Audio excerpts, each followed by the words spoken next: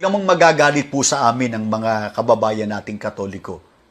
Nakatawag ng pansin yung pagpayag na rin po ng Papa ng Iglesia Katolika doon sa tinatawag na same-sex marriage. Ang napakinggan ninyo ay si INC Minister Michael Sandoval. Ikinakalat niya sa social media na pumapayag daw ang Santo Papa sa same-sex marriage. Kung malala ninyo, sa Senate hearing, pumalag na, di nakapagpigil si Senador Marcolita sa isang Iglesia ni Cristo dahil kumakalat ang fake news laban sa kanya. Kaya nagreklamo siya at ipapatawag si Mita sa Senado. Pagkatapos, ito pong Noche Buena, ganun din po ang ginawa namin. At iniulat din po namin sa aming contact sa Singapore na baka sakaling, ito po, inalis niya rin. Ngunit, ginamit na recycle po para ganun ay makarating na naman sa ibang kaparaanan. Bakit po sila nagkalat ng ganito? Ayaw po talagang tumigil. Ilagyan po ako ng litrato. Parang inaabutan ako ng Red Horse ni dating Pangulong Duterte. Ayan po. Alam naman po nila na iglesia po ako. Hindi po kami umiinom ng kahit anong alak o anong inuming nakalalango.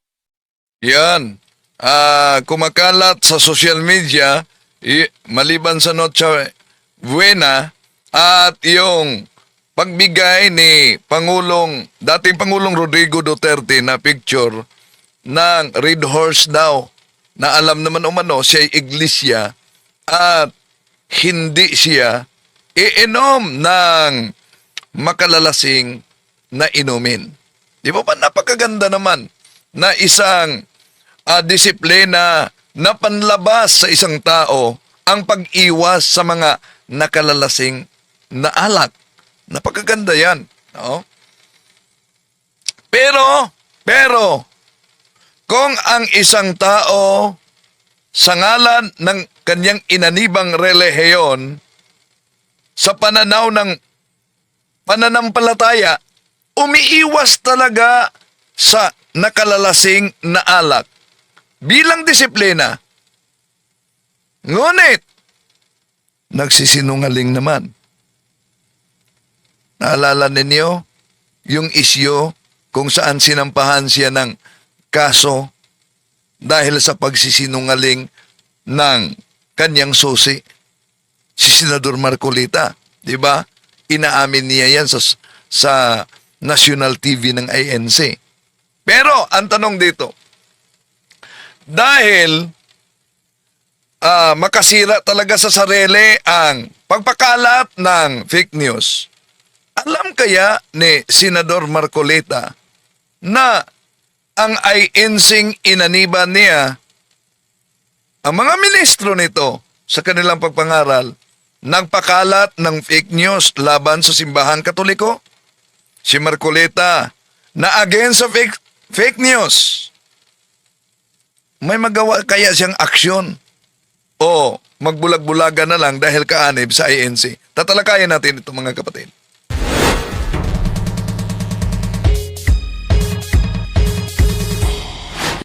Kumusta? Welcome. Itong inyong lingkod, Brad Wendell Talibong, muling magkasama ninyo sa pagkakataong ito. At malapit na mag 1,000 subscribers si Factbusters PH mga kapatid. Nasa link nito. Tulungan po natin. Alam nyo naman mga kapatid na dinilit ng hacker ang video ni Kaburnok, no? Ang kanyang channel. So may bago, malapit na mag 1,000, so tulungan po natin i-subscribe ninyo. At yung pangalawang channel natin, Pananampalataya at Katwiran, i-subscribe ninyo mga kapatid. Okay, sa mga suking taga-subaybay, huwag kalimutan na pindutin ang like sa ating live at huwag din kalimutang mag-subscribe kung bago ka lang at pindutin ang bell button para updated kayo mag-comment at i-share ninyo at makatulong kayo sa ating pagtalakay at sa mga katisismo, evangelization, pagsagot sa pamamagitan ng pag-share mismo sa ating video sa mga kapwa Katoliko at kahit na sa mga hindi Katoliko, no? Okay. So, tatalakayin natin ang hearing sa Senado kung saan umalma si Senador Rodante Marcoleta sa kumakalat na fake news laban sa kanya. Okay. Ito muna na bahagi. Mahaba ang video, pero sa susunod na lamang natin tatalakayin yung iba pang detalye. Etong Noche Buena, tinitrace nila, fact check nila, natunto nila sino napakalat yan, binura na umano. And then, ito pa, binigyan siya ng picture na binigyang red horse ni dating Pangulong Rodrigo Duterte. Kumakalat umano ito sa social media. Kung malala ninyo, sa panahon mismo ni pag-upo ni Pangulong Rodrigo Duterte, grabe ang pag-usbong, di ba? Sa mga tinatawag na mga troll farms, mga fake news na kumakalat at ginagamit yan sa disinformation bilang political strategy. Pero hindi lang ngayon. Hindi lang political strategy dahil ang inanibang sikta ni tinatag ni Felix Manalo, inaniban ni Senador Rodante Marcoleta, ginagamit din ito ng mga ministro bilang religious strategy para siraan ang simbahang Katoliko na pinakalat mismo sa mga ministro. Itong bahagi sa Senate hearing kung saan nagreklamo si Senador Rodante Marcoleta sa ikinakalat na fake news sa social media. Pagkatapos, ito pong Noche Buena, ganun din po ang ginawa namin. At iniulat din po namin sa aming contact sa Singapore na baka sakaling, ito po, inalis niya rin. Ngunit, ginamit na recycle po para ganun ay makarating na naman sa ibang kaparaanan. Bakit po sila nagkalat ng ganito? Ayaw po talagang tumigil. Ilagyan po ako ng litrato. Parang inaabutan ako ng red horse ni dating Pangulong Duterte. Ayan po. Alam naman po nila na iglesia po ako, hindi po kami umiinom ng kahit anong alak o anong inuming nakalalango. Ayan, may nabasa ako dito, parang kaanib ito sa iglesia ni Manalo. Sabi niya na ano daw umanong problema ko. O ano mong problema, talibong? O? Sandali nakita ko. Eto si Patch. Hello, Patch. Ano naman problema mo, talibong? Hehehe. Laki-laki ng problema nitong tao na ito. So, acknowledge natin si Patch. Parang kaanib siguro ito sa iglesyang tatag ni Felix Manalo. No? Sabi niya, ano bang problema mo, Mr. Talibong? Malaking problema ba? Umano, laking problemang taong ito. Alam mo, Patch, sinabi ni Senador Marcoleta, kung ikay kaanib sa iglesia ni Cristo, so, kapariho kayo ng pananampalataya. At napakaganda yung sinabi ni Marcoleta na ang iglesia ni Cristo umano, Pats, na inaniban kung ikaw may kaanib din, ay nag-iiwas sa pag-inom at hindi umiinom ng nakalalasing na alak. Di ba? Napakaganda yan na disiplina sa sarili. Pero alam niyo ba, anong problema dito, Patch? Sa pananaw ng moralidad at pananampalataya, malinaw ang diwa dito. Ang hindi pag-inom ng nakalalasing na alak bilang disiplina at pagsunod sa utos ng iglesia. Ngunit, nagsisinungaling naman. Ang kasinungalingan ay tahasang kasalanan yan. Bakit sinabi nating nagsisinungaling naman? Di po ba inaamin ni Senador Marcolita nagsinungaling siya sa sose? Di po ba sa interview nila ni Katonyeng, sabi niya, lahat na ginagawa bilang kaanib sa Iglesia ni Cristo ay ipaalam umano sa tagapangasiwa sa Iglesia. Ang tanong, yung pagsisinungaling ba niya sa sose, alam ba ng tagapangasiwang pangkalahatan ng Iglesia ni Cristo? So, anong punto dito? Hindi lang yan. Sa isyong tinatalakay natin, ay umalma si Senador Marcolita kumakalat na fake news. At muli, sinabi niya na siya ay kaanib sa Iglesia ni Cristo.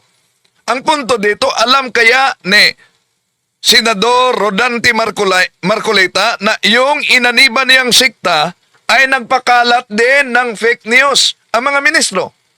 Totoo ba yan na nagpakalat ng fake news? Tahasang pagbibintang lang yan. Maalala ninyo, ibinalita nila at nabuking natin. Ano yung? Pare daw ng Katoliko, umanib sa Iglesia ni Cristo na hindi naman totoong pare. Nabuking sila sa balita nila dahil ang ipinakita sa napakilalang pare, liminister. Ito, ulitin natin Metro Manila.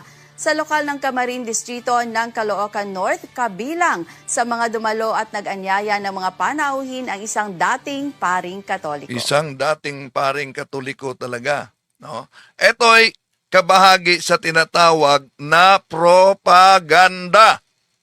Propaganda. Isang propaganda lang para may kayat na, tingnan nyo, isang paring Katoliko. Ngayon, yumakap na sa INC. Pero, sa kanilang video, booking sila. Dahil ang ipinakita nila, 14 na taong naging pari. 14 na taon naging pare, pinakita nila. Pagkatapos, liminister pala. Ayan, booking sila dyan. No? Pero binalita nila yan. Sabi ni Ramel Magallanes, hello Ramel, talinong, galing po kami sa Katoliko, alam namin ang Katoliko. Kung alam mo ang Katoliko, hindi ka lilipat sa siktang tatag lamang ng tao. So kung galing ka sa simbahang Katoliko, katuparan sa sinabi sa unang Juan 2:18-19, nandito na ang mga Antikristo. Sila'y galing sa atin, ngunit sila'y humihiwalay sa atin upang makilala na sila'y hindi kasama natin. Napansin ninyo ang pahayag ni Senador Marcolita sa pagdepensa sa kanyang sarili sa kumakalat na mga fake news laban sa kanya. Ginamit din niya ang Iglesia ni Cristo, hindi umano umiinom ng makalalasing na inumin bilang Iglesia ni Cristo, pero kumakalat yung picture, larawan ni dating Pangulong Rodrigo Duterte na siya binigyan ng red horse. Red horse pa. So, kaya sinabi niya na bilang Iglesia ni Cristo, hindi sila iinom ng anumang makalalasing na alak. Maganda naman yun. Magandang disiplina yon. Pero, ano ang silbi sa magandang disiplina kung nagsisinungaling ka naman? Bakit? Inaamin ni Senador Marcolita na nagsisinungaling siya sa kanyang susi. Kaya nga, sinampahan siya ng kaso sa Commission on Election at sa Ombudsman, di ba? Bago lang. At hindi lang yan. Ang inaniban niyang Iglesia ni Cristo, ayan, pakita natin. Ano yung ikinakalat na mga kasinungalingan pati na sa aklat na ito, na ang aklat na ito hanggang pahina 18 lamang, pero sa pagbasa sa ministro na si Dan Lebag, umaabot sa pahina 63. O ngayon, sa nagkomento na alam umano niya ang Katoliko, alam mo ba? Alam mo ba na ang aklat na ito'y hanggang 18 lang kung ikay Katoliko? Tanong, bakit umaabot ng pahina? Mamaya, tatalakayin natin yan, mga kapatid. So, anong punto dito para sa mga nag-react? Sa pananaw ng moralidad at pananampalataya, napakalinaw talaga na yung di pag-inom ng nakalalasing na alak, yun ay panlabas na disiplina. Lalo na kung isang disiplina na ipinatupad sa siktang inaniban mo. Pero ang problema dito, sabi sa nag-komento, malaking problema si Talibong. Ang problema, malaking problema talaga, yung pagkakalat ng kasinungalingan. Bakit? Ang kasinungalingan sa Biblia ay tahasang kasalanan yan. Tandaan natin, kahit pa sinasabi ninyong, hindi naman kami naglalasing.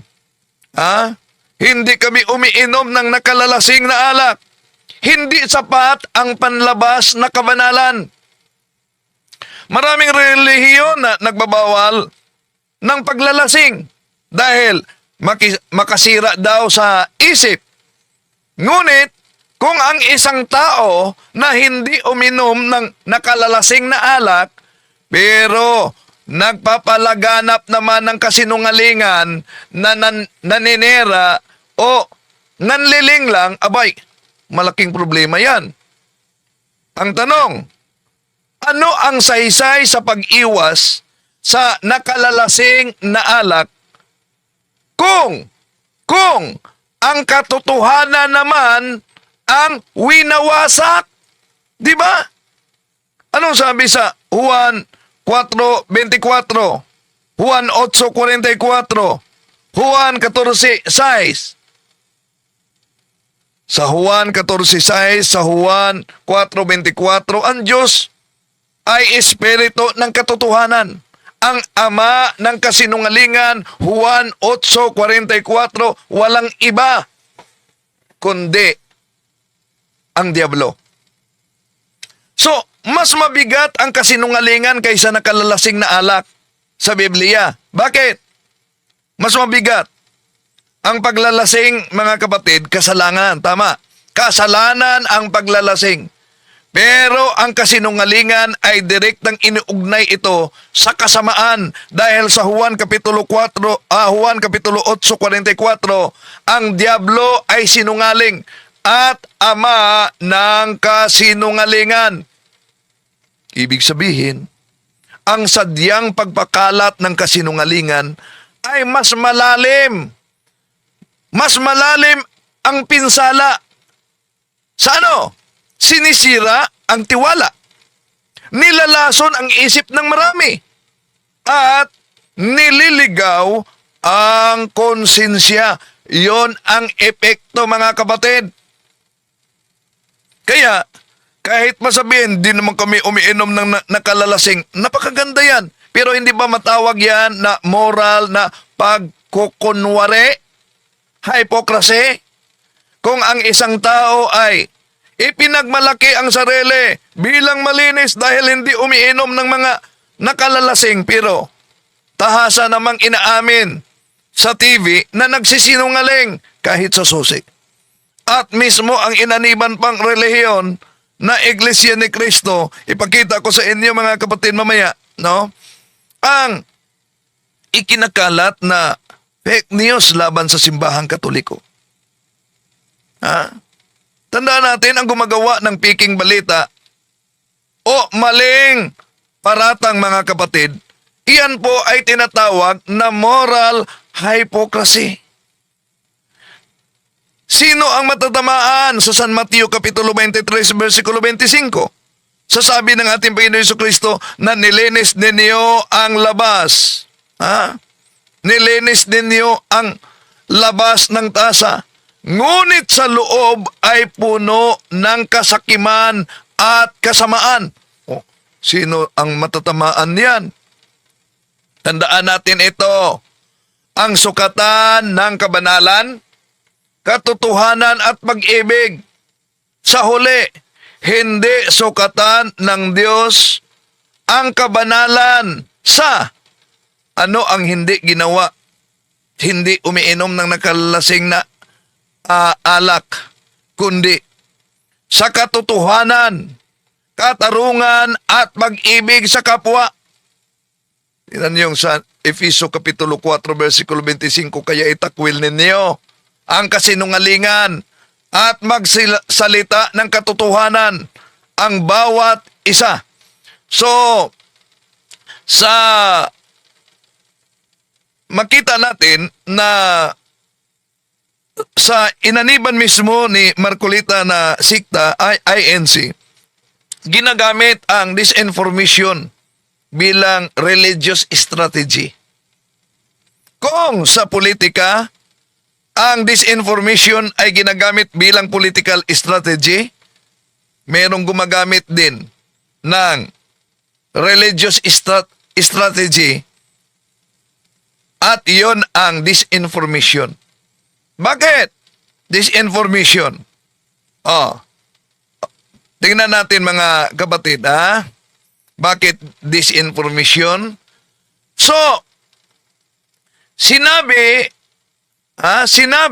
ni INC Minister Michael Sandoval sa kaniyang programa na ang Santo Papa daw ay Iglesia ni Cristo ito.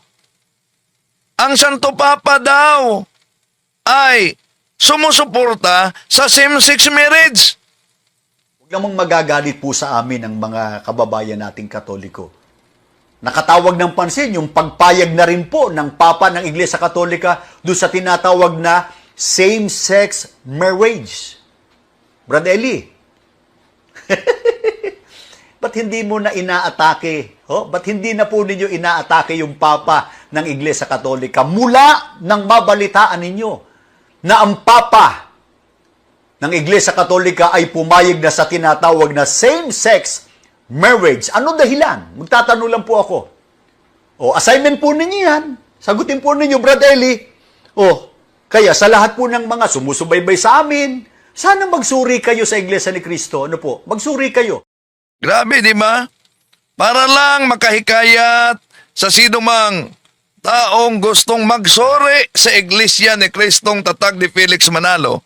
Abay, ikinakalat nitong si Mr. Michael Sandoval na ang Santo Papa ay sumusuporta umano sa same-sex marriage. Wala naman siyang hinawakang ebidensya. Kung walang ebidensya, chismis, di ba? At kumakalat yan ang chismis, mga kapatid. At gusto niyang suportahan siya nila ni Eliseo Soriano na makiisa sa pagpakalat nitong ang Santo Papa daw ay sumusuporta sa same-sex marriage. Hindi yan totoo, mga kapatid. Fake news niyan. At fake news ang ikinakalat nitong ministrong si Michael Sandoval.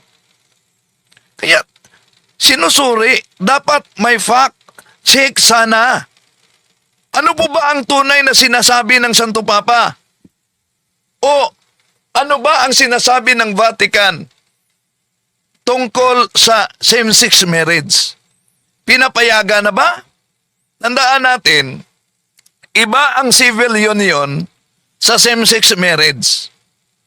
Ang Santo Papa sa panahon ni Pope Francis, mga kapatid, ay hindi sumusuporta sa same-sex marriage bilang sakramentong kasal ng simbahang Katolika. Ang opisyal na turo ng simbahang Katolika, kahit pa i-search ninyo, ay nananatiling ang pagpapakasal sa isang legal at espiritual na pagsasama sa pamamagitan ng isang lalaki at isang babae. So, ang kanyang mas madalas na sinusuportahan, yung tinatawag na civil unions.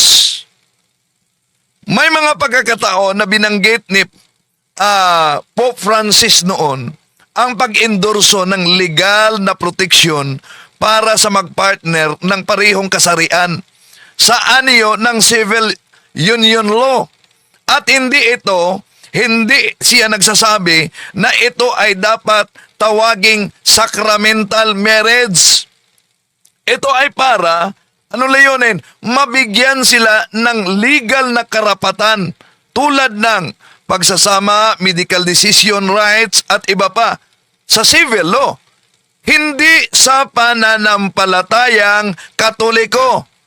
Kaya hindi nag-fact check si Mr. Sandoval kaugnay dito. So, bakit mahalaga itong punto mga kapatid? Hindi pa opisyal na tinatanggap ng Simbahang Katoliko ang same-sex marriage sa ilalim ng doktrina ng Simbahang Katoliko. Ang mga pamahayag tungkol sa pagiging bukas at pag-aalok ng blessings o pag-endorso ng legal civil unions mga kapatid ay hindi ito nangangahulugang pagsuporta sa sacramental o tradisyonal na pagkilala sa kasal ng magkaparihong kasarian. So, may malaking pagkakaiba ang civil law, ang pampublikong batas sa Estado at ang doktrinang relihiyoso ng Simbahang Katoliko. So, kung mapansin ninyo, balikan natin ang mensahe ni Ministro Michael Sandoval. Huwag namang magagalit po sa amin ang mga kababayan nating Katoliko. Nakatawag ng pansin yung pagpayag na rin po ng Papa ng Iglesia Katolika doon sa tinatawag na same-sex marriage. Brad Eli, ba't hindi mo na inaatake? Ba't hindi na po ninyo inaatake yung Papa ng Iglesia Katolika mula nang mabalitaan ninyo na ang Papa ng Iglesia Katolika ay pumayag na sa tinatawag na same-sex marriage? Ano dahilan? Magtatanong lang po ako. Assignment po ninyo yan. Sagutin po ninyo, Brad Eli. Kaya sa lahat po ng mga sumusubaybay sa amin, sana magsuri kayo sa Iglesia ni Cristo. Ano po? Magsuri kayo. Yan, magsuri kayo. Ganun ba pag magkikayat ng sino mang gustong magsuri, ikalat yung chismis? Sa pahayag ni Mr. Michael Sandoval na pinahintulutan na ng Santo Papa at suportado na ng Santo Papa ang same-sex marriage bilang pagkilala sa Simbahang Katoliko, hindi ito tama mga kapatid. Ayon sa opisyal na posisyon ng Simbahang Katolika at maging sa Vatican mismo, ang mas tumpak na paglalarawan nito ay ang pagbukas ng simbahan sa mga blessing at civil protections para sa same-sex couples. Ngunit, hindi nito binabago ang doktrina ng kasal bilang isang union ng lalaki at babae sa sakramento ng simbahan. Kaya nga, alam kaya ito ni Senador Marcoleta nang inaniban niya na sikta ay nagpakalat sa ganitong uri na fake news? At hindi lang yan. Kung balikan natin, ibinalita nila sa kanilang national TV. Ibinalita nila, pare, sa Simbahang Katoliko daw, lalo na sa Caloocan North, na-convert sa Iglesia ni Cristo. Ipinakita pa sa INC TV o kumakalat sa social media. Kaya nag-fact check tayo. Totoo nga ba siyang pare ng Simbahang Katoliko?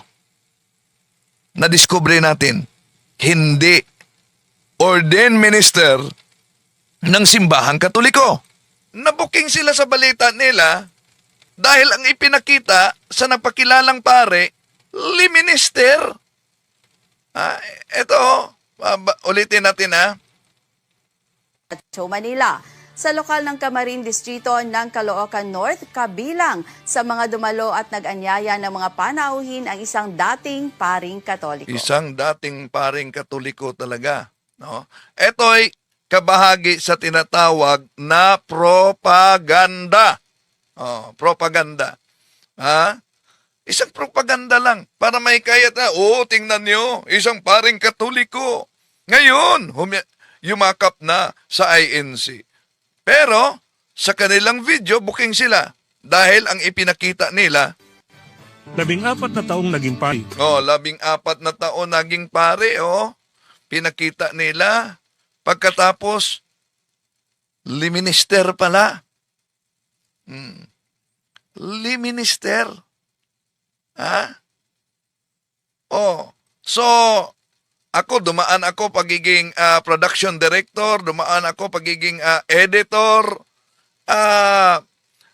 nagiging inosente siguro ang kanilang editor-in-chief dito na ipakita ang kasuotan niya na liminister.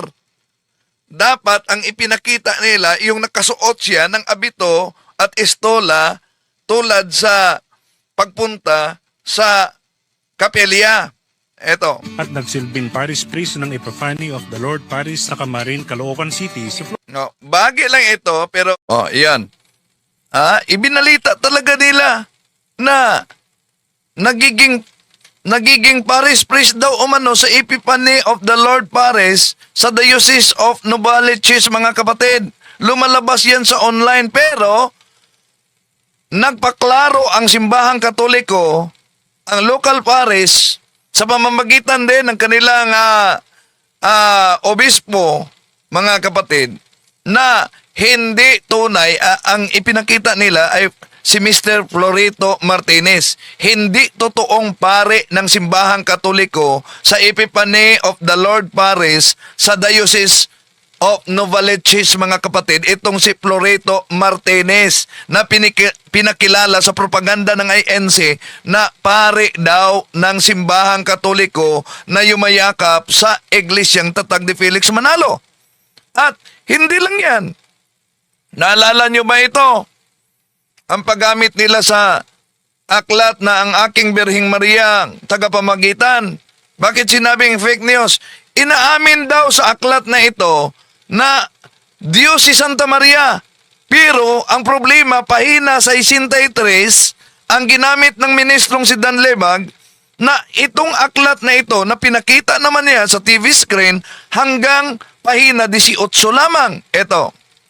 Sa aklat po nila na pinamagatang ang aking... Hindi, si Sandoval pala ito. Sa aklat po nila na pinamagatang ang aking Birhing Mariang tagapamagitan, sa pahina 63 ay ganito naman ang nakasulat.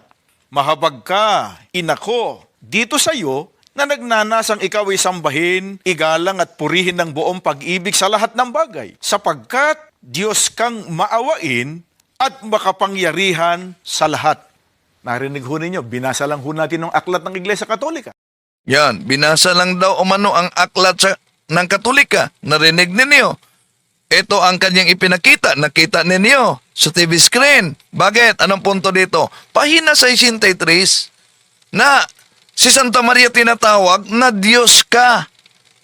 Pero, ang problema dito, hanggang pahinang 18 lamang ito. Wala nang 19. Ba't nakaabot siya sa 63? Ito, pakita ko sa inyo. Balik. Pahina 1, 2. Suling bahagi. Pahina 18. Yan. Pahina 18. Wala nang pahina 19.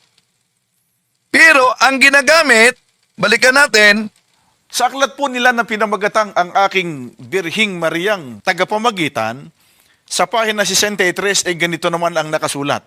Mahabag ka, inako, dito sa iyo na nagnanasang ikaw ay sambahin, igalang at purihin ng buong pag-ibig sa lahat ng bagay, sapagkat Diyos kang maawain at makapangyarihan sa lahat. Narinig ho ninyo, binasa lang ho natin ng aklat ng Iglesia Katolika. Yan, binasa ang aklat ng Simbahang Katoliko. So, dito makita natin, mga kapatid, na kung lumalawak, umuusbong ang tinatawag na political strategies sa disinformation o fake news, umuusbong din ang religious strategy. sa pagpakalat ng fake news. At di basta-basta yan dahil Juan 8:44, ang ama ng kasinungalingan walang iba kundi ang Diablo. Mga kapatid, sana sa ating pagtalakayng ito, marami mang nagkomento na nasaktan ng damdamin. So huwag kayong magbulag-bulagan. Buksan ninyo ang inyong isipan. Huwag kayong brainwash. Dahil ang brainwash, sabi ni Michael Sandoval, anong brainwash? Sa aklat po nila na Sandali, pinamagatang ito. ang aking Ang brainwash. Alam nyo, madaling makilala yung brainwash eh. Pag sinabi pong brainwash, sarado ang isip, yung maling ginagawa nung kanyang tagapangaral o mangangaral, hindi niya makita. Yan ang brainwash. Ano mang mali sa kanyang tagapangangaral ay di makita. Kaya, dahil sa pag-usbong ng fake news, kumakalat din ang fake na mga sikta na tatag lamang ng tao. Kaya ang dipinsa natin, fact check niyo para di kayo mabiktima sa kasinungalingan at kumakalat na kamalian. Maraming salamat. Hanggang sa muli, itong inyong lingkod, Brad Windel Talibong.